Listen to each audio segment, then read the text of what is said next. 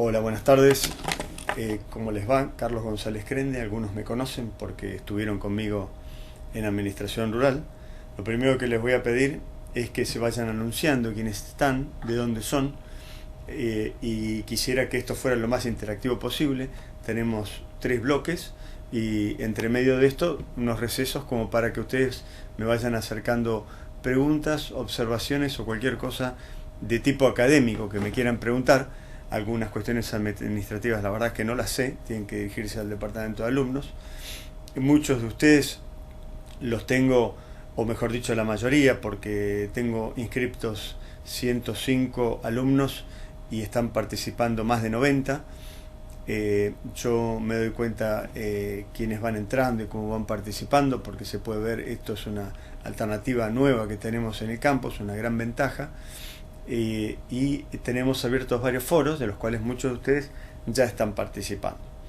Algunos habrán visto que de repente empecé contestándole los mails y finalmente les he estado diciendo, los copié, los que ustedes enviaron, y los copié en el foro, en alguno de los foros que me parecía inherente a lo que ustedes estaban preguntando.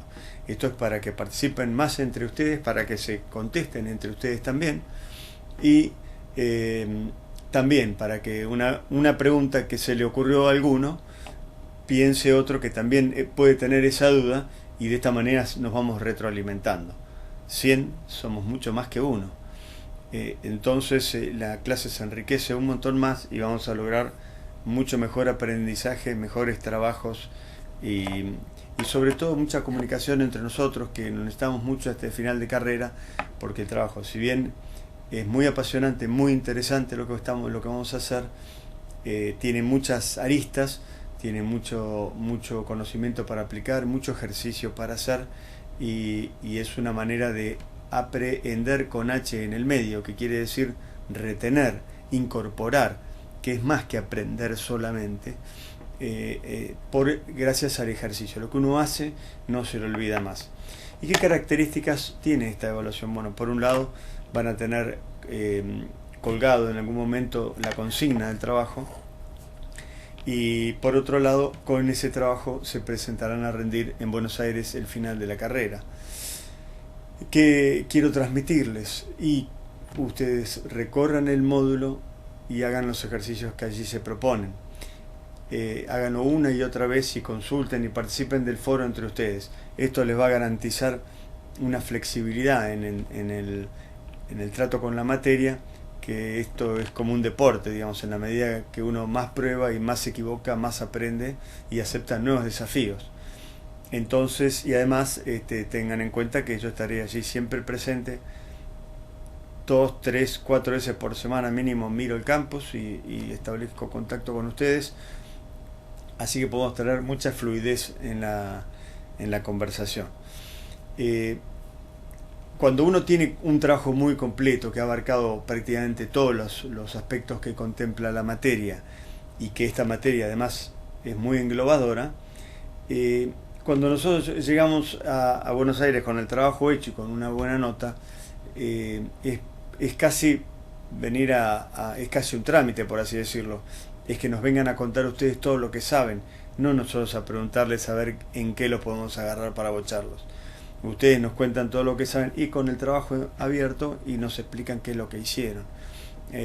Por eso que es muy importante seguirla la materia, ir siguiéndola, hacer todos los días un poquito, no trabarse con una duda. Esto, si me trabé con una duda, lo dejo hasta que consulto con el tutor o con un compañero y sigo con otra cosa, y así voy avanzando de más con una cosa, menos con otra, hasta que me voy completando toda la información que se requiere. Uno de los temas, y ya entrando un poquito más en nuestra materia, uno de los temas que nos toca muy de cerca es la elección del campo, donde vamos a hacer nuestro plan. Que en situaciones normales, en mi trabajo particular, por ejemplo, yo soy asesor de los grupos CREA hace 30 años, he estado en distintas zonas, y cuando vamos a hacer un plan, o cuando un productor quiere hacer un plan, normalmente ya tiene una empresa en marcha. Entonces hace un plan y no quiere tirar todo por la borda y empezar todo de nuevo. Normalmente él ha ido cambiando y ha ido adaptándose a las circunstancias y a las posibilidades de su campo, y ahora quiere hacer un nuevo plan porque es bueno y justo tener un plan para el próximo ejercicio. Esa es un poco la idea con la que nosotros encaramos esto. Es por esto que si ustedes se encuentran en algún campo de algún vecino, de algún o propio, o de algún pariente, de un amigo, que se ajuste a donde ustedes quisieran desarrollar el trabajo, pues bienvenido sea. Sin embargo, nosotros, como estamos en una etapa de aprendizaje, una etapa de construir ideas, también vamos a construir la información que no contenga este amigo, este señor, porque queremos que esté todo. No nos queremos ceñir a si este productor tiene toda la información o no.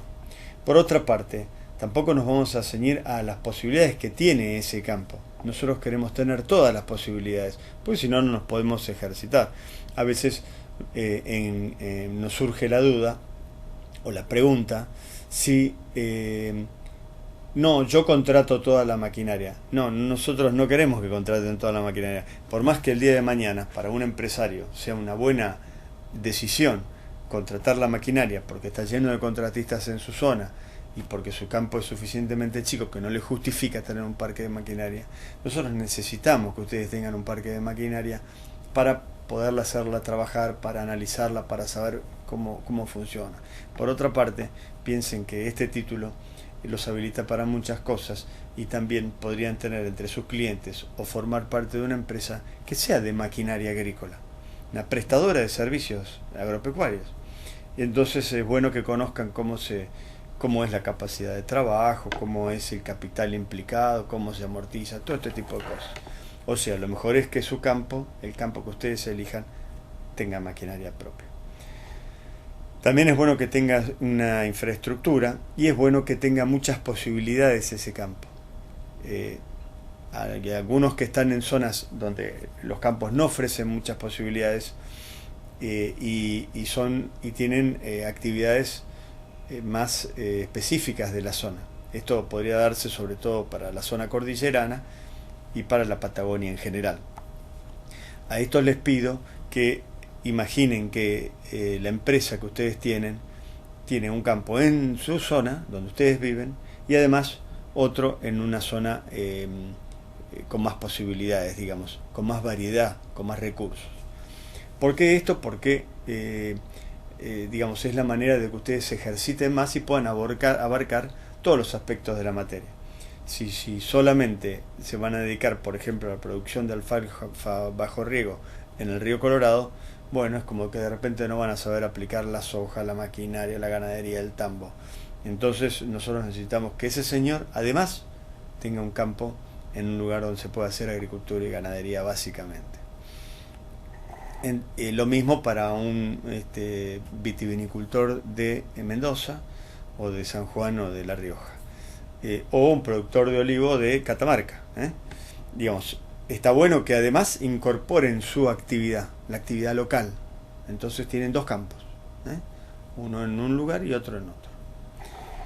Entonces así llegamos a la situación de los recursos, de dónde vamos a ubicar nuestro campo. Bueno, ustedes lo van a elegir y lo van a ubicar en un lugar donde tenga posibilidades. ¿Qué cosas vamos a determinar de esto? Bueno, por supuesto, ustedes saben como yo que la importancia del agua. La importancia del agua en general. Y esto de la importancia del agua en general tiene que ver con su abundancia, o sea, cuánta agua hay. Todavía no hablamos de la lluvia, ya vamos a hablar de la lluvia. Con su abundancia, con su calidad y con su disponibilidad. Esto de abundancia, calidad y disponibilidad lo podemos aplicar a dos cosas: al agua que directamente cae sobre nosotros o el agua que cae en otro lado y llega hacia nosotros. El agua que cae sobre nosotros es la lluvia y también la tenemos que administrar. Y el agua que cae en otro lugar y finalmente la vamos a usar nosotros es porque llovió en la montaña, de alguna manera vino superficialmente o subsuperficialmente y forma parte de las napas, entonces puede formar parte de un río, una laguna o de un acuífero subterráneo, y nosotros podemos utilizar esa agua para regar, ya sea la que viene en un río o la que está bajo el suelo. Entonces todo esto es el componente agua y es muy importante para nosotros. Y vamos a hacer un pequeñísimo repaso. Como esta materia es muy englobadora, vamos a entender cómo se produce este hecho y qué nos tenemos que fijar en el campo a donde vamos a estar. En primer lugar, es bueno que seamos conscientes que dentro del ambiente donde estamos, en esta atmósfera, hay vapor de agua. Tiene un 78% de nitrógeno, un 20% de oxígeno, dióxido de carbono y entre un 2 o 7% de vapor de agua, H2O. Pero no cae, tiene que pasar algo para que caiga. Y una de las cosas que tiene que pasar es que la humedad relativa llegue al 100%. Como vieron, les dije que había entre un 2 y un 7% de vapor de agua en la atmósfera. Pero el 100% de la humedad relativa, que ustedes lo ven todos los días en la tele, cuando se anuncia la humedad relativa, cuando está muy pesado y está 90 y pico por ciento de humedad y está por llover o está simplemente neblinoso, húmedo, como estos días en los alrededores de Buenos Aires, entonces es porque la humedad está llegando al 100%. Quiere decir que con determinado contenido de agua en la atmósfera, a determinada temperatura y presión, esto puede llegar a condensar. Y muchas veces estas cosas suceden cuando una masa de aire frío se mete por debajo, porque el aire frío es más pesado de una masa de aire de más temperatura. La masa de aire frío viene con más presión y la masa de aire caliente tiene menos presión. Y se forma allí lo que denominamos un frente de tormenta, que es el lugar en donde interactúan las dos masas de aire. Entonces, muchas veces les comento que dentro de un metro cúbico de aire difícilmente haya más de 3 o 4 gramos en total de agua, lo cual es muy poquito, es una gota. Lo que permite que caiga tanta agua es que se produce allí un centro de condensación. Y según las características de la tormenta y de los lugares mismos, esas precipitaciones pueden ser de gotas más pequeñas, de mayor frecuencia, quiere decir que, por ejemplo, que llueva muy seguido poco, que sería lo ideal para nosotros, que lluevan gotas más chicas sería lo ideal, pero no siempre ocurre así. Muchas veces cae, qué sé yo, en Salta de repente empieza a llover en noviembre hasta abril, después no llovió nunca más, mientras que en la provincia de Buenos Aires y en el litoral más o menos sigue lloviendo todo el año, salvo los meses de junio, julio y agosto, que llueve muy poquito. Entonces, la distribución estacional de la precipitación nos interesa. Nos interesa la intensidad de la precipitación, porque si llueve muy fuerte, muchos milímetros, mucho de eso escurre y desaparece, no queda retenida en el suelo. Y dentro de poquito vamos a hablar de las propiedades de los suelos, en donde nosotros vamos a tener nuestro campo y el desarrollo de nuestra actividad. Pero por ahora sigamos un poquito con el agua. Esta se va a almacenar allí, mientras que si es agua de río o agua subterránea ya está almacenada. Ahí sí tenemos el trabajo de extraerla y distribuirla, y mantener su calidad, porque el agua del subsuelo muchas veces, si extraemos más de lo necesario y la napa baja lo suficiente, podemos perder caudal y calidad. Entonces todos estos aspectos son muy necesarios. Cuando esa precipitación ocurre, ya sea en forma líquida, en forma de lluvia o en forma de nieve, en las altas cumbres, finalmente esto se irá derritiendo e irá formando los ríos que abastecen toda la hidrografía de nuestra república, y los cuales los estamos tratando de usar de la mejor manera posible. Entonces estamos con el tema del agua. Nos interesa mucho administrar el agua. En zonas de secano, es decir, sin riego, que donde ustedes van a desarrollar probablemente, no necesariamente, porque si ustedes pueden desarrollar agricultura y ganadería en zona de río, bienvenido sea. O sea que yo he visto particularmente un tambo muy grande en Mendoza, que estuvo muchos años, después finalmente se cerró, lamentablemente, pero funcionó durante muchísimo tiempo un tambo que se llamaba La Vallerí y ordeñaba alrededor de 3.000 vacas. También hay feedlots y bueno, y por supuesto los viñedos. Entonces, no tendría problema en que ustedes desarrollen agricultura y ganadería en zonas supuestamente no de la mejor aptitud, pero sí que se puedan hacer, aunque sea mediante el riego. Bueno, y esto me lleva a que lo que es la zona de secano, que es lo que estábamos hablando, a considerar lo que ustedes probablemente hayan leído alguna vez como isoyeta. ¿Qué es la isoyeta? Es la línea que une puntos de igual nivel de precipitación anual. En nuestro caso, por ejemplo, la línea de los 600 milímetros, por ejemplo, pasa por la mitad de la provincia de Formosa, por el Chaco, pasa por la provincia de Córdoba, por la provincia de La Pampa, un poquito al sur va por encima de Bahía Blanca, digamos hacia General Pringles o a Tres Arroyos, por ahí, Coronel Pringles, perdón. Entonces esa isoyeta, que nos vamos a ir un segundito acá al proyector para que lo veamos más claramente. Si bien el dibujo no es uno de mis fuertes, vamos a suponer que esto es algo parecido a nuestra queridísima República Argentina, donde acá estaría Buenos Aires, Entre Ríos, Corrientes, Misiones, Formosa, Jujuy, Salta, Catamarca, La Rioja, San Juan, Mendoza, etc. Bueno, esta isoyeta, que es la que le estoy hablando, hace más o menos así. Quiere decir que en todos estos lugares llueven 600 milímetros. Más hacia la derecha, o más hacia el océano, hay otra que hace más o menos así, en donde están los 700 milímetros. Y otra que hace más o menos así, donde llueven 800 milímetros. Y así siguiendo hasta que por ahí en Misiones llueven 1200, 1300 o 1400 milímetros. De todas maneras, estos son promedios de muchos años. Perdón para los fueguinos.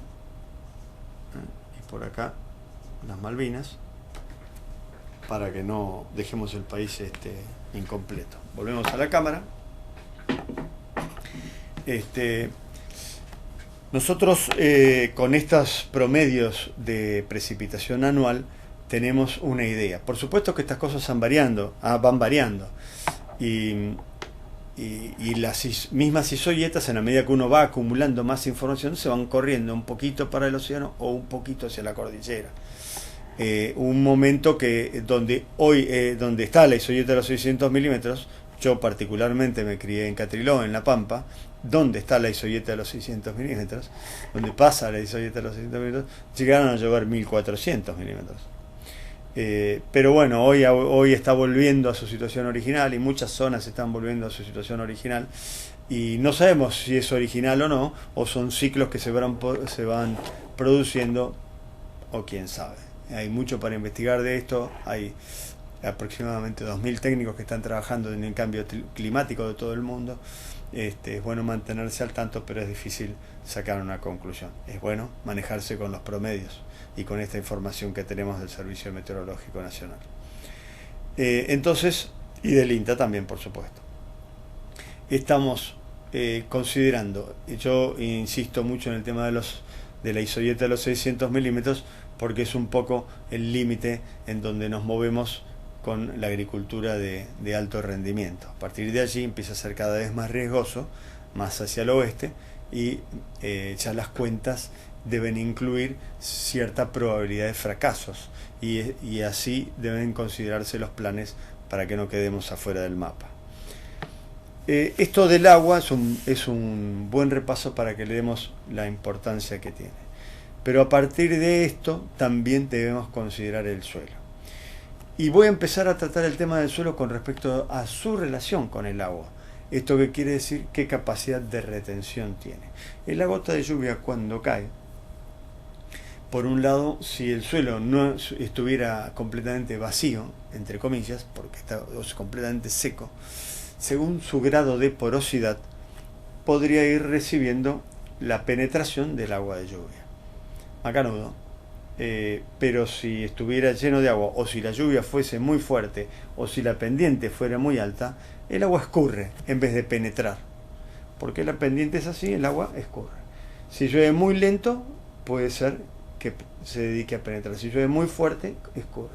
Entonces nos perdemos esa capacidad de almacenaje que tiene el suelo, una gran propiedad para poder administrar el agua de lluvia. Esto depende de la textura y de la estructura, que son propiedades de los suelos que vamos a hablar en un momento. A partir de allí, nosotros queremos generar lo que se conoce como barbecho, en donde podemos acumular agua para poder de alguna manera asegurar, aunque no del todo, pero sí gran parte del éxito de nuestro cultivo. Bueno, ¿qué es la textura? Ustedes esto ya lo han estudiado, es simplemente un repaso, pero lo van a tener en cuenta mientras estén elaborando su trabajo. No quiero un desarrollo muy amplio de esto, simplemente una o a lo sumo dos hojitas que describan las características de clima y suelo. Pero la tienen que poner para demostrarme y demostrarse a ustedes que las posibilidades de lo que están planteando es una cosa muy razonable, digamos, que tiene muchas posibilidades de tener éxito. Entonces, la textura es el tamaño de partícula de los suelos. Hay las texturas más finas, las partículas más finas es la arcilla, las partículas intermedias es el limo y las partículas más gruesas es la arena. Y existe un triángulo textural donde describimos a los suelos como franco-arcillo-arenosos, franco-limosos, limoso-arenosos, digamos, según ese triángulo textural. Y esto nos da un poco la idea de la porosidad que puede llegar a tener el suelo. Muchas veces es bueno recordar que 1 litro de agua pesa 1 kilo. En cambio, 1 litro de suelo no pesa 1 kilo, pesa a lo mejor 1,2 o 1,3 o 1,5 kilos. Y esta característica del suelo incluye toda la porosidad que tiene. Cuando el agua llega a un nivel en el cual ha estado penetrando y ya al suelo no le cabe más agua, decimos que llegó a capacidad de campo. Y cuando deja de llover y las plantas chupan y el agua se evapora y se transpira, lo que se conoce como evapotranspiración, y el suelo se va secando, llegamos a lo que se conoce como punto de marchitez permanente, en donde las plantas ya no podrían crecer por la tensión que tienen que hacer para extraer el agua. Entonces, el suelo entre capacidad de campo y punto de marchitez permanente, que eso se mide en bares porque es una cuestión de succión, digamos, ¿no? Es una medida de presión o de vacío, como quieran llamarlo.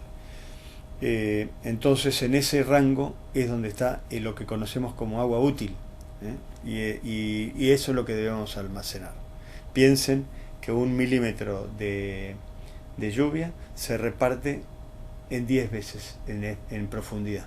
Es decir, que 1 milímetro se repartirá en 10 milímetros, o sea, en 1 centímetro, en el suelo. 10 milímetros se repartirán en 10 centímetros. 1 centímetro en 10 centímetros. Y 100 milímetros se pueden repartir en 1 metro. Quiere decir que es posible que llenemos el suelo con 100 milímetros y tenemos 100 milímetros. Si nuestro cultivo necesita 400 milímetros o 500 para tener un buen resultado, arrancar con 100 es una muy buena medida, ¿no? Ya es un buen seguro, digamos. Ya no necesitamos que les lleven 400, necesitamos que les lleven 300. Puede afrontar bien un año seco. Entonces lo describimos un poquitito del suelo. Por supuesto, según función de todo esto, tendrá más o menos materia orgánica y mayores posibilidades de ser trabajado. También vamos a determinar las prácticas que vamos a hacer sus características físicas y si es posible hacer la siembra directa o requiere todavía algún tratamiento de siembra convencional y qué cosas estamos digamos decidiendo allí. Bueno, cuando nos volvamos a encontrar, vamos a tratar el tema de qué es la infraestructura, cómo van surgiendo las ideas para el planeamiento y qué cosas son los recursos que necesitamos para ir reordenando y armando este rompecabezas que es un plan. Por favor, hagan preguntas, los espero en un ratito.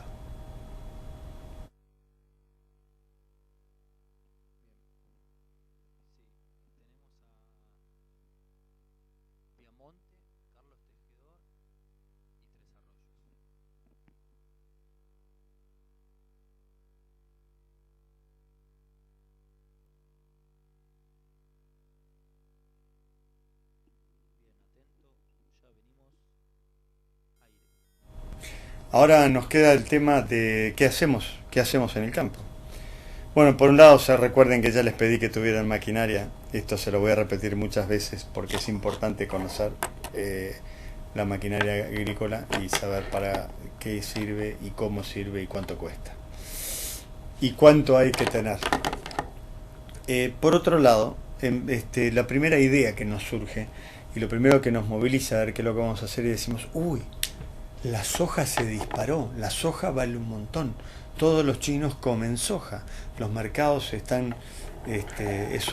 hierven y la soja argentina va a ser en función de esto es que empezamos a especular con decir bueno, entonces lo que tenemos que hacer es todo soja y de hecho es una corriente que ha ido de alguna manera avasallando nuestros campos. Y bueno, probablemente sea lógico que así sea, pero quizás tengamos que mirar las cosas desde otro punto de vista, un poco más global, un poco más completo, digamos. Bueno, pero de todos modos, en el terreno económico, cuando lo primero que surge es el valor del producto, el valor de la soja, en este caso podría ser el valor de maíz o ahora el valor de la carne o el valor de la leche. Después lo primero que sí, pero ¿cuánto cuesta hacer soja? ¿Cuánto cuesta hacer maíz? Hoy tenemos muy en claro que si bien los márgenes brutos de un maíz pueden alcanzar los márgenes brutos de una soja, hace falta mucha más plata para sembrar un maíz que una soja. Entonces, bueno, ya la cuenta no es tan clara. También ocurre que cuando vamos a sembrar el maíz, todavía no estamos, digamos, en plena temporada de lluvias, falta poco en muchos lugares para empezar muchos ya están barbechando para maíz, y no necesariamente sea el momento en el que más disponibilidad de agua de lluvia tengamos. Entonces, todas estas consideraciones las tenemos que tener en cuenta. A partir de ahí empezamos a discutir los márgenes brutos. Si esto da más que esto. Ingresos menos gastos, margen bruto. Siempre estamos hablando de gastos directos y de ingresos netos. Ingreso bruto es lo que vale el producto. Le sacamos los gastos de comercialización y nos queda el ingreso neto. Y después le sacamos los gastos directos y nos queda el margen bruto. Nada más bruto que un margen, repito yo, porque después hay que considerar otros tipos de gastos. Bueno, esa es una idea muy importante y la manejamos y de alguna forma nos sirve como para decidir, pero por supuesto no es la única información ni mucho menos. La mayoría de ustedes tiene márgenes brutos calculados desde la materia de administración rural. Es bueno que los revisen, es bueno que los tengan a mano y es posible y es útil y está aceptado que los utilicen ahora en el trabajo de planeamiento, no tengan que rehacernos.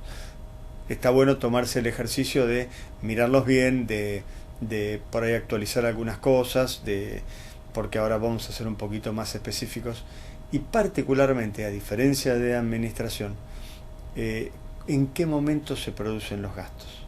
Ahora nos interesa mucho en qué momento se producen los gastos. En administración nos interesaba más qué gastos habían sido, cuántos habían sido. Ahora nos interesa mucho el momento. Menos interesa, por supuesto, el margen bruto. Pero además, ahora nos interesa el momento y ya vamos a ver por qué. Bien, miramos esto y bueno, decimos sí, pero este margen bruto da así ahora, cuando lo coseche, ¿valdrá lo mismo? Y el año que viene será igual. Entonces ya empezamos a mirar un poquitito el largo plazo. Esa es la segunda idea, el largo plazo. Entonces ya nos interesa más, quizás, pensar si esto, qué grado de repetibilidad tiene. O qué pasará si yo hago esto durante 10 años. Y ya la cosa no está tan clara, hay que empezar a analizar series de precios, analizar históricos de márgenes. Está bueno tener muchas gestiones hechas para poderlas analizar y ver qué posibilidades hay, pero lo cierto es que la gente más prudente distribuye los riesgos y trata de tener distintos cultivos. Solamente por el tema económico. Después vamos a ver otros temas que también tienen que ver con esto. Mejor dicho, algo ya hablamos la clase pasada, lo vamos a volver a repetir y lo vamos a volver a repetir en clases posteriores. Solamente cada vez vamos a ir profundizando esto. También nos interesa, fíjense, no solo la estabilidad de los precios, también nos interesa la estabilidad de los rindes. Puede ser que la soja rinda siempre más o menos entre tanto y tanto, y no así el trigo o el maíz, o viceversa. Entonces, lo que también estamos mirando a lo largo del tiempo es cómo le impacta a este cultivo el clima, al precio de los mercados, al rinde el clima. Está dentro de las cosas que quizás tenemos menos margen de maniobra. Si bien tenemos margen de maniobra como para acumular humedad en el barbecho, quizás no tenemos margen de maniobra para tener más agua o para tener más lluvia. Sí podemos manejar cuestiones como resistencias varietales al estrés hídrico, que esas son cosas que tienen que ver con la elección del híbrido y las buenas prácticas agrícolas. Esto en cuanto a la agricultura. En cuanto a la ganadería, fíjense, una cosa que ha estado pasando estos años, y con este tema de la agriculturización en general, y la sojización en particular, muchos que tenían ganadería en suelos agrícolas, de alguna manera o se han desprendido de ella o han buscado dónde ubicarla. Es cierto que la Argentina tiene menos cabezas, y esto sería una cuestión de política agropecuaria en la que no vamos a entrar, pero también es cierto que no tanto como se podría haberse visto reducido en función de lo que uno ve del grado de agriculturización que hay. ¿Y dónde está entonces? ¿Cómo hicieron? ¿Cómo la contenemos toda esa cantidad de hacienda, estas 50 millones de cabezas que quizás eran 60 antes? Lo que en primer lugar se fue de alguna manera desplazando hacia otras zonas no tan productivas, y en segundo lugar se fue dando más de comer, o sea, suplementando más, y mucho de esto tiene que ver con el hecho de que muchos empresarios sabiamente no querían desprenderse de ese capital hacienda, de ese capital ganado para los litoraleños. Entonces, bueno, lo quisieron conservar y lo amontonaron para liberar superficie para poder hacer agricultura. Esto le costó plata, pero fíjense que hoy se les devuelve con creces haberse empecinado en mantener el capital hacienda. Bueno, les ha costado, pero bueno, hoy vale más del doble o quizás el triple según como uno lo mire. Y además empieza a ser ya una actividad competitiva. Pero fíjense, cuando uno dice y mira el precio de la hacienda, el precio del kilo vivo, el precio del novillo, tiene en cuenta el valor y después tiene en cuenta lo que produce uno de carne. Ustedes tienen que saber calcular la producción de carne, ya lo vamos a ver en otras clases. Entonces, esto de hacer las ventas menos las compras más menos la diferencia de inventario, que es la forma de calcular el ingreso, eso nos da un cálculo del ingreso neto, y también si lo hacemos en kilos nos da la producción de carne. Después decimos toda esa producción de carne, si fue por hectárea, si fue por cabeza, calculamos la ganancia diaria, etc. Pero lo cierto es que cada vez que vendemos un novillo a 6 pesos, le tenemos que descontar los gastos de comercialización. Y muy probablemente esos 6 pesos se conviertan ahora en 5,3, por ejemplo, producto de fletes, comisiones, traslados y demás. Guías, entonces ya lo que era 6 no es 5,3. Pero además, cuando vamos a comprar el ternero, resulta que vale 7 pesos, porque como hay mucha gente que quiere volver a la producción ganadera, demanda terneros. Si demanda terneros, ya el kilo de ternero empieza a valer más que el kilo de novillo. Pero no es solamente eso, sino que la compra tiene gasto de comercialización también. Entonces esos 7 pesos se convierten en 7,7. Entonces fíjense cómo estoy comprando un kilo a 7,7 para venderlo a 5,5 de costo y de ingreso neto. Entonces esto genera, cuando lo relacionamos y lo miramos históricamente, lo que llamamos relación compra-venta. Cualquier relación compra-venta desfavorable echa por la borda cualquier margen bruto que hagamos de ganadería, por bueno que éste sea. Entonces los gastos pasan a ser secundarios frente a la importancia de esta relación compra-venta. Entonces cuando empezamos a mirar precios en la agricultura y costos, estabilidad de precios, estabilidad de rindes, y pasamos a la ganadería, empezamos a ver también su precio y su estabilidad de los precios, las producciones, y además este factor que es muy importante y que me gustaría que lo incluyan ustedes en el margen bruto ganadero, que es la relación compra-venta. Podría llegarse a la situación ridícula en donde un ternero valga casi como un novillo, digamos, cueste casi como, no es que valga, cueste casi como un novillo. Entonces, bueno, eso no pasó nunca, pero sí hay veces que hemos estado en cifras que realmente hacen tambalear lo que sería un buen margen bruto ganadero, sobre todo cuando las perspectivas y la situación del sector es altamente favorable, como hoy.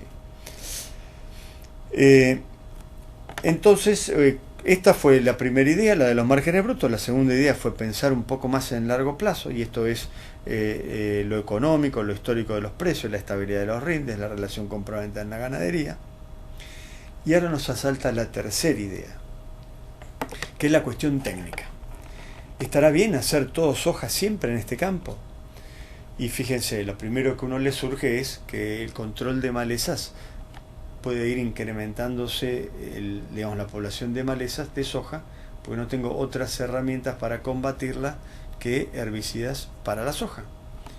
Está bien que está la soja RR y que está el Roundup, pero el glifosato, pero el glifosato no controla todo. Y por otra parte, inclusive el ciclo de los cultivos hace que uno esté controlando determinado tipo de malezas. Cuando cambie algún día el ciclo de los cultivos, porque quizás convenga hacer otra cosa, es decir, no solo el tema económico, los precios y los márgenes brutos actuales es lo que me hace a mí tomar la decisión de diversificar. Es que diversificar, además, por cuestiones técnicas, además de las económicas, pueden hacer que todo este planteo sea además más productivo. Es por eso que esto es tan importante en la planificación, y por eso vamos a insistir mucho hasta el final de la cursada con el tema de las rotaciones. Cuando uno además hace soja sobre soja, también lo que puede perdurar son las esporas de los hongos que infectan a la soja y que se desarrollen más en el próximo cultivo, más en el otro cultivo, y así. Por otra parte, las habilidades de extracción de distintos nutrientes son diferentes en los distintos cultivos. Entonces está bueno ir rotándolos para eso. Pero además, la característica de las raíces cuando uno empieza a hacer siembra directa y sobre todo agricultura continua, es muy importante en cuanto al mantenimiento de la estructura del suelo, en cuanto a su esponjosidad y en cuanto a su capacidad de acumular agua, entre otras cosas, y de contenerla y de sostenerla. Y este planteo se hace muy especial cuando lo que permite la siembra directa, la agricultura continua, es la siembra directa. Porque eso quiere decir que no vamos a recurrir a las pasturas para recuperar la estructura del suelo. Por lo tanto, la tenemos que mantener con los cultivos agrícolas. De todos modos, y mientras la actividad ganadera lo permita, está bueno que en la rotación haya una actividad ganadera. Por lo tanto, la rotación que tendríamos sería una rotación agrícola-ganadera. También podemos estudiar la rotación ganadera, que tiene otros fines. La rotación ganadera tiene más fines de conocer la oferta forrajera que de defender la estructura del suelo. Las pasturas defienden la estructura del suelo, pero la rotación ganadera tiene más que ver con el conocimiento que nos da de previsión para la oferta forrajera, que nos dice además cuánta hacienda podemos llegar a mantener. Entonces, muchas veces quisiéramos hacer todo soja, pero hay restricciones técnicas que contemplar, que a largo plazo nos van a determinar que la misma soja vaya a rendir más, porque hemos respetado el cuidado del suelo, el cuidado de cortar el ciclo de las malezas, el ciclo de las plagas, para que no proliferen. Lo mismo pasa con los insectos y con otras cosas. Entonces, esto de tener una rotación agrícola en los cultivos es una cosa muy interesante desde el punto de vista inclusive económico. Así es como que después de la idea de la tercera idea de las restricciones técnicas nos surge la idea de las rotaciones. Las rotaciones no se constituyen en una Biblia. Nosotros las podemos romper si las circunstancias nos obligan, ya sea por excesiva compactación, ya sea por cuestiones de mercado, pero siempre podemos volver al esqueleto de nuestra rotación planteada y que a largo plazo nuestra rotación sea medianamente respetada, porque eso probablemente se traduzca en un mayor resultado. En el caso de ustedes, cuando planteen el caso, por favor respeten una rotación y planteenlo desde un punto de vista de rotación, solo que no se vuelvan fundamentalistas, sean flexibles, pero reconozcan que en planeamiento en particular este es un tema muy importante y además constituye un lenguaje de comunicación entre las personas involucradas en cuanto a qué se quiere, a cuáles son los objetivos de la empresa, que eso es un tema que vamos a hablar también hoy. Entonces, a partir de allí tenemos planteado los márgenes brutos, las rotaciones, las restricciones técnicas, el tema del agua, el tema del suelo, y nos surge el tema del capital. Ya hemos hablado y hemos visto que esta sería otra idea más, la quinta en mi listado, que no todas las cosas requieren del mismo capital. Fíjense, si bien es cierto que es necesario disponer de agua para llenar el tanque de una pulverizadora en un cultivo agrícola, en el caso de una actividad ganadera es imprescindible. Por lo tanto, molinos y aguadas, tanques y alambrados y demás es parte del capital que hay que tener impecable cuando uno empieza con una actividad ganadera. Es decir, que ya no es solo la plata necesaria para implantar un cultivo, que es cierto, es más caro el maíz que la soja. Ahora tenemos que empezar en toda esta infraestructura de alambrados, molinos, aguadas, mangas y corrales que necesitamos para esto. Pero como a la hacienda también hay que darle de comer, y las pasturas es uno de los alimentos más importantes que tenemos, también está el capital pastura, que como dura 4 años hay que invertir y es más caro que la implantación de un cultivo. Es cierto que dura más, pero bueno, hay que tener todo el campo empraderado y todo eso cuesta un montón de plata. Entonces ya estamos sumando la parte de instalaciones y demás y estructura, la parte de los pastos y además ahora el plato fuerte, que es la hacienda. Todo ese conjunto genera que no es tan fácil decir yo salí de mi ganadería, me fui a la agricultura y después con toda la plata que gané puedo volver a montar la ganadería. No, señor, no es cierto. Lo más probable es que el que haya abandonado la ganadería y hoy con toda la plata que juntó con la agricultura no pueda volver a comprar toda la hacienda que tenía con toda su infraestructura que quizás se le haya deteriorado si no la mantuvo adecuadamente. Entonces, más allá del grado de precisión que tiene lo que estoy diciendo, que no viene al caso, lo que sí viene al caso es el tema del capital. El capital que hace falta en la ganadería es más importante que el que hace falta en la agricultura. Pero mucho peor, mucho peor, no sé, mucho más importante es esto cuando hablamos de un tambo. Ya no es que cualquiera se puede poner un tambo porque tiene un bajito allá en la punta del campo. Hoy en día hay que hacer una instalación de tambo, poner una máquina de ordeñar, un equipo de frío, tener un grupo electrógeno, de ser posible luz de línea, y comederos en el tambo o afuera, y bueno, y muchas cosas más que no me quiero poner en detalles acá. Pero no solo que necesitamos la infraestructura que necesita cualquier ganadería con sus pasturas y demás, sino que además que necesitamos las instalaciones de ordeña y con todo lo que ello implica. Pero además la hacienda de tambo vale muchísimo más que la hacienda de carne. Por decir algo, hoy en día el doble. Un capital de un tambo vale, de hacienda de tambo, vale el doble que un capital de producción de carne. Entonces cuando juntamos todo esto de que parece que yo quiero hacer tal cosa, y bueno, no sé si es tan así. En realidad, primero vemos qué es lo que quiero, después vemos qué es lo que puedo en función de todas estas cosas que hemos ido hablando. Y son todas restricciones que se nos van armando, y nosotros las tenemos restricciones y recursos para ir armando este mapa del plan que queremos esbozar, para ponerle números y saber qué es lo mejor. Finalmente, la última idea que nos asalta, por así decirlo, cuando estamos tratando estos temas y el plan, es cuál termina siendo el resultado final.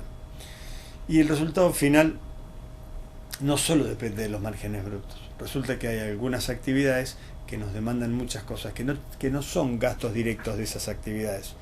Son gastos de camioneta, gastos de teléfono, gastos de luz del casco, gasto de impuesto inmobiliario, de ingresos brutos, de muchos impuestos, tasa vial, de reparar caminos, muchas cosas de estructura que en definitiva uno las hace para el campo en general, no las hace para una actividad en particular. Por eso que eso no los consideramos en los márgenes brutos. Y si los consideramos tenemos que hacer un prorrateo, que muchas veces es bastante arbitrario, útil, siempre es un ejercicio, pero arbitrario. Entonces cuando tenemos los márgenes brutos y calculamos todos los márgenes brutos juntos, tenemos el margen bruto global. Y a esto le descontamos los gastos de estructura, los gastos de administración, el contador, el teléfono. Y finalmente tenemos, vamos a incorporar el saldo maquinaria, que esto nos vamos a detener un momento. Cuando nosotros hacemos todas las labores para los cultivos con nuestra maquinaria, hacemos de cuenta que nuestra maquinaria debería cobrar todas estas labores que habría que haber pagado. Pero a su vez esa maquinaria tiene un montón de gastos y por lo tanto al ingreso que debería haber obtenido le restamos todos esos gastos y nos genera un saldo. Ese ingreso que debió haber tenido la maquinaria son costos que tuvieron los distintos cultivos que supuestamente debieron haber pagado. Entonces esa cuenta, ingreso de la maquinaria menos sus gastos, nos da un saldo maquinario. Ya sea positivo o negativo, al margen bruto global se lo sumamos o restamos. Y le restamos los gastos de administración y estructura y así llegamos al resultado por producción, que no es otra cosa que uno de los resultados que construyen o componen el resultado global. Ya lo vamos a ver un poquito más adelante. Y entonces tenemos el resultado y a partir de allí vemos que esta combinación de actividades, con estas rotaciones y con todo esto, nos terminó dando este resultado. Y ahora decimos, bueno, y si lo combinamos de otra manera, si armamos la rotación distinta, ¿por qué? ¿Qué efecto tiene? Fíjense, armar la rotación distinta. Si yo tengo 3.000 hectáreas y hago una rotación trigo-soja, maíz-soja, le tocan 1.000 hectáreas a cada uno. Bueno, esto da una cuenta. Si con los mismos números yo incluyo en la rotación un girasol, incluyo un girasol, mi rotación se alarga, ya no dura 3 años, dura 4. Entonces tampoco le van a tocar 1.000 hectáreas a cada uno, le van a tocar 850, por así decirlo. Es decir, 3.000 dividido 4. Un poquito menos, 750, una cosa así, a cada cultivo. Entonces ya va a entrar a jugar el margen bruto del girasol y además los otros cultivos van a estar en menor proporción, van a estar en un 25% cada uno, mientras que antes estaban en el 33%. Háganlo este ejercicio y dense cuenta cómo influye la rotación si la alargamos o si la achicamos en el hecho de no solo incorporar un nuevo cultivo, sino que alargue o no la rotación para ver cómo afecta al resultado global. Cuando nos volvamos a encontrar dentro de un rato, por favor quiero que me alcancen sus dudas, sus preguntas o sus aportes. Vamos a ver qué vamos a hacer, cuánto vamos a hacer de cada cosa, con qué tecnología y qué constituye el modelo económico y cómo se termina construyendo el resultado global. Y además vamos a ver un ejemplo de una gestión económica con un programa que le facilita la Asociación Argentina de Grupos CREA. Hoy están celebrando su congreso, o mejor dicho, nuestro congreso, pues yo soy parte del movimiento también, en la ciudad de Córdoba, en el Estadio Orfeo. Bueno, los espero en un ratito, por favor, alcáncenme sus dudas.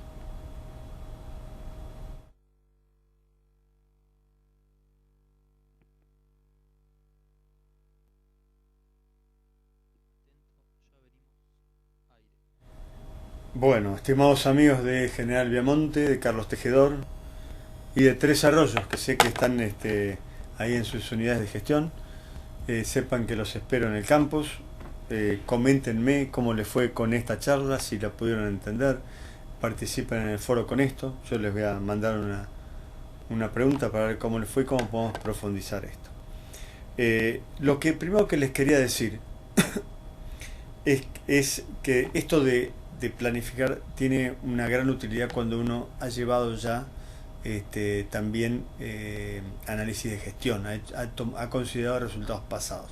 Ustedes lo han hecho en administración, así que no les va a resultar muy difícil. Lo que ahora sí pueden hacer es ver esto de qué pasa si, que cómo interrelacionan las actividades y cómo perjudican o benefician las variaciones del mercado mi resultado general. Pero lo primero que llegamos y que vamos a recordar es que el resultado de la empresa, el resultado global, es la variación patrimonial.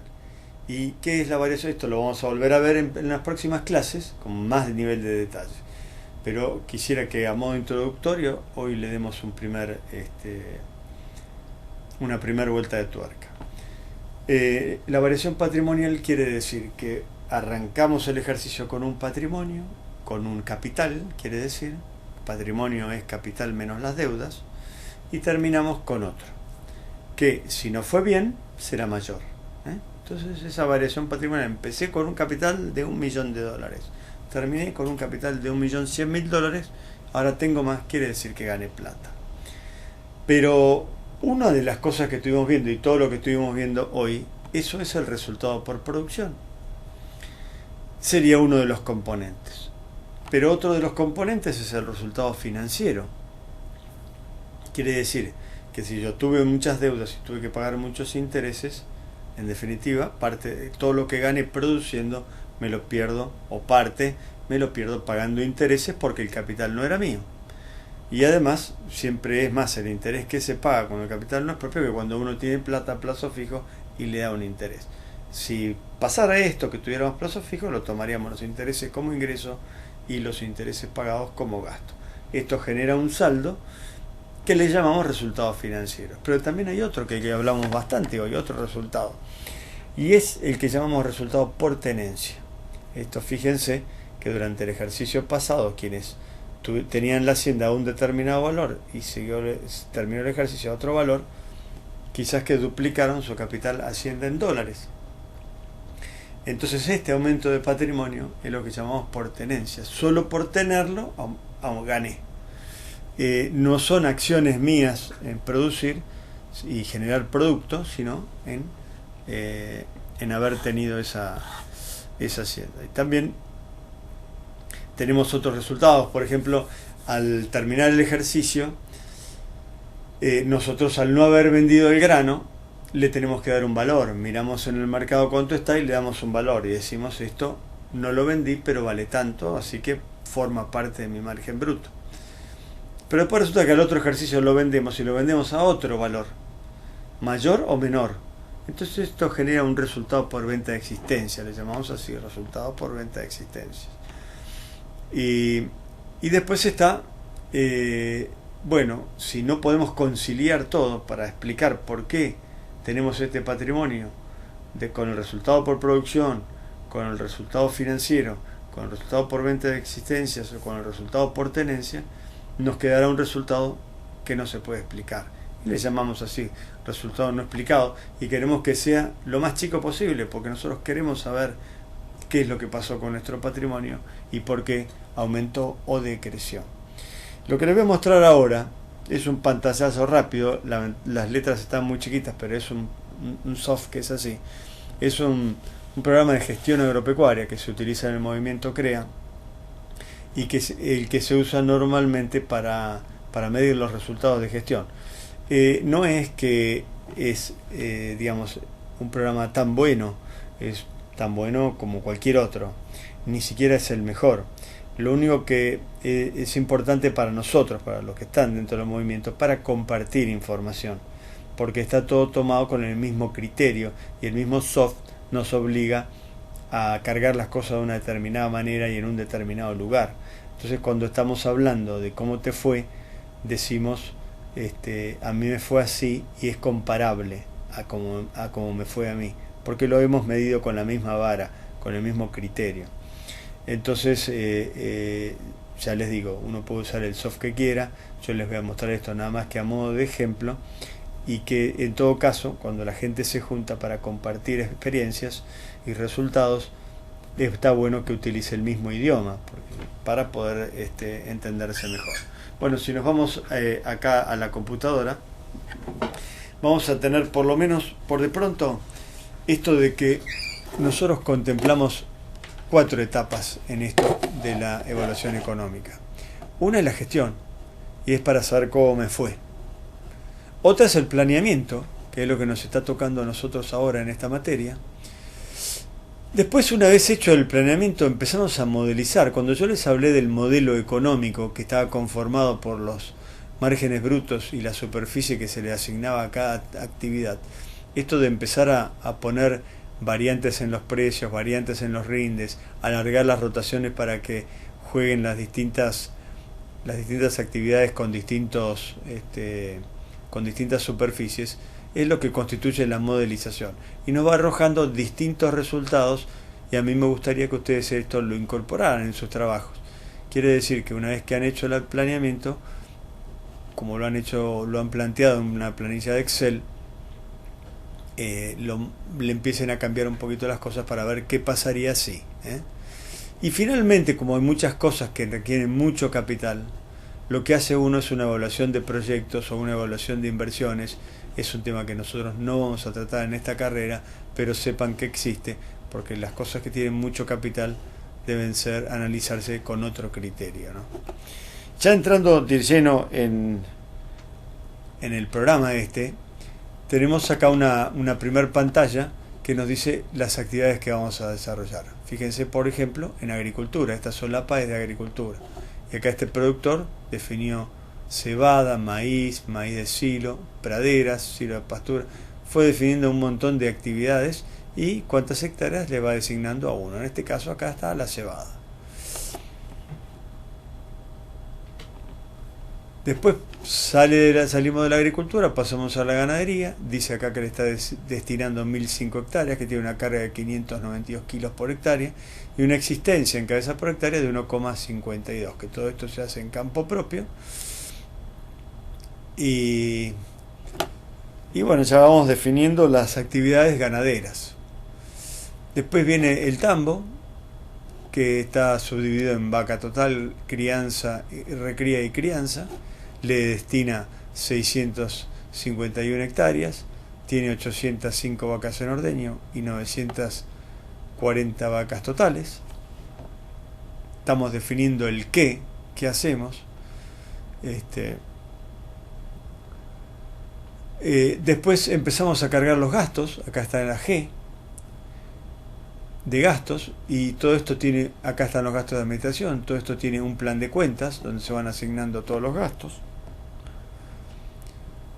Después a todo se le puede poner gastos, a la cebada, a la empresa maquinaria, a la estructura, a los impuestos, al maíz, a todo le podemos ir incorporando los gastos. Esto es un ejemplo de los gastos de la actividad vacunos. Después empezamos con las labores, que el trigo necesitó una siembra, que el verdeo también necesitó una siembra, que el maíz necesitó un disco con rolo, que la actividad vaca total de tambo necesitó fertilización, y todos estos son ingresos que van a tener después la empresa maquinaria, porque son las labores y están valorizadas esas labores. Después nos vamos ya a la parte de entradas de Hacienda. Decimos que tal fecha entraron tantas vaquillonas de tantas cabezas que fueron tantos kilos y costaron tanto importe. En este caso particular es un campo de cría, por eso no compra muchas cosas. Si fuera un campo de invernada tendría muchas compras de terneros. Estos fueron las entradas. Después están las ventas. Acá el grueso son la venta de estos 521 terneros que importaron 280 y pico mil pesos. Después están los gastos de comercialización. Después tenemos los inventarios de Hacienda. Acá están todas las categorías. Después dice cuántas cabezas tiene de cada uno al inicio y cuántas cabezas tiene al cierre. Y cada uno cuánto pesa y cuántos pesos por kilo vale. Después empezamos a ver los márgenes brutos. Acá por ejemplo está el margen bruto del trigo con su rendimiento, cuánto ingresó, cuáles fueron sus gastos. Este es el margen bruto de vacunos total. Acá está calculado el ingreso y en la pantalla siguiente están los gastos. Acá abajo están los gastos directos, personal, aguadas, asesor, conservación de mejoras, pasturas, verdeos. Después tenemos el cálculo del tambo, de qué margen bruto da el tambo. Acá está el ingreso y acá están los gastos. Toda la parte de suplementación, mantenimiento del equipo de ordeño. Todos estos son suplementos, toda esta lista de acá son suplementos. Después están las pasturas y los verdeos acá. Finalmente están todos los gastos que restados a los ingresos nos dan el margen bruto. Después tenemos el resultado de la empresa maquinaria.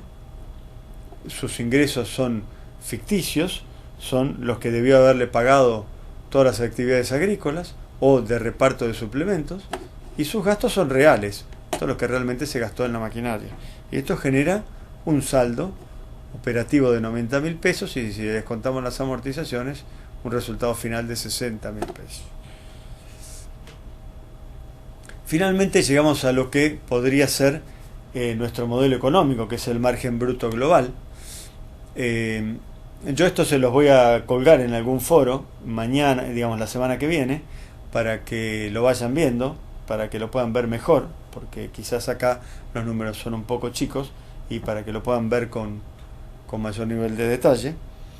Pero en definitiva acá dice cuál fue el margen bruto de todas las actividades y esto está conformando el modelo económico, que es el margen bruto global y sobre el cual uno interactúa para ver cómo pueden variar. Y así llegamos al resultado por producción. En una clase siguiente les voy a presentar un cuadro bien clarito y con muchos menos números, porque esto es un caso real. Después les voy a mostrar un resultado por producción más despejado, con menos números y más grandes, para que lo puedan ver bien. Pero así llegamos al resultado por producción que hablamos hoy, que es lo que digamos termina siendo el resultado. Y finalmente, cuando tomamos el resultado y lo dividimos por el capital, obtenemos lo que está acá, que es la rentabilidad. En este caso fue del 5,94%. Este gráfico es el modelo económico. Esto parece que se ve bastante bien. En este caso dice qué margen bruto es, y el ancho de la barra es qué proporción de la superficie total del campo ocupa. Fíjense, esto muchas veces pasa. Este es el margen bruto ganadero, este es el más bajo, por supuesto en esta época no había subido la hacienda todavía, pero además es campo de cría. Entonces como que de repente ocupa mucho espacio algo que tiene poco margen bruto, pero la realidad es que en este lugar no se podría hacer otra cosa que anduviera bien. El número 7 es el tambo, ocupa este porcentaje del campo. Esto da 110%, más 110%, porque hay cierta superposición entre actividades.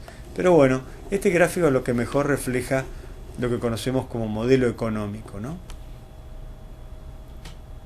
Después, por último, tenemos esto que hablábamos hoy de la comparación patrimonial.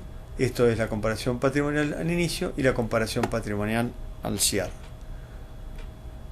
Cuando consideramos la tenencia, aparecen resultados acá que tienen que ver con la valorización o desvalorización de cada uno de los capitales que tenemos ahí. Y esto nos da el resultado por tenencia que vemos acá, el resultado financiero del que hablamos hace un rato y el resultado global del ejercicio, en donde comparamos todos los resultados que lo componen. Después calculamos las rentabilidades, los inventarios de Hacienda, los resúmenes de las compras de Hacienda, los gastos en pasturas, los gastos en verdeos, y así hemos pegado un repaso, volvemos a la cámara para despedirnos, por todo lo que significa medir el resultado económico en un campo. Entonces vamos a tener ejemplos de este PowerPoint en el campus, vamos a tener un ejemplo de otro soft que es para planeamiento, y bueno, cuando esté colgado el trabajo por realizar por ustedes, contáctense con más asiduidad, pero también les pido por favor que se comuniquen entre ustedes, porque hay muchas cosas que quizás, dudas que a ustedes se les presentan, o que no se les ocurre decirme, o que a mí no se me ocurre plantearlas, y somos 100 en el campus, estamos todos cursando esta materia, vamos a intercambiar lo más posible. Los espero, muchas gracias por todo.